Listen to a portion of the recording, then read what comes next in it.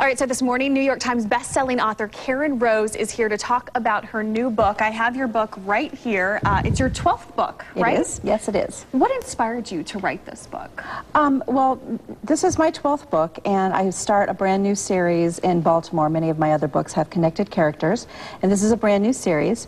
I was inspired by a news story I actually saw where a young woman was assaulted, and many people took part, many people watched, and nobody did anything. And so that inspired me to write this book. Now, you're so popular here in the U.S., but you're, I would say, almost even more popular overseas. Did you ever expect that that would happen? No, I really didn't. And how did that take off? Well, it was really not any of my expectations. When I first started writing, I was working full-time as an engineer, and I wrote as a hobby to keep myself occupied when I was on the road.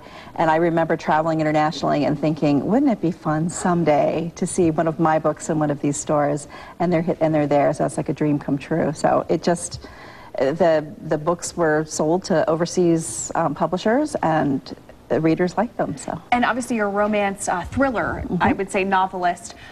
People can actually meet you today, though, and get their book signed. Where can they do that? I'm going to be at the Barnes & Noble on Dale Mabry in Carrollwood. Okay, and what time? 2:30 to about 4:30. Okay, so definitely a lot of time to maybe interact with you.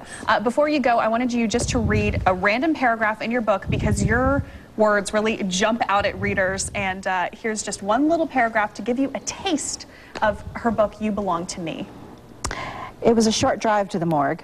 J.D. pulled into the same slot in which he'd parked earlier. Since he hadn't yet heard from Lucy, he would go inside and wait for her. He walked past two cars. When the door leading to the elevator bays opened and two people came out, J.D. had to blink, not believing his eyes at first. There was a security guard pulling a suitcase. Next to him walked Lucy, but not as J.D. had left her.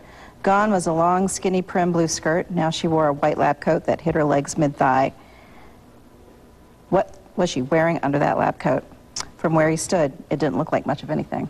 Ooh, a little racy, I guess. Karen, thanks so much for joining us. Thank you for having me. Folks meet you today. John, back to you.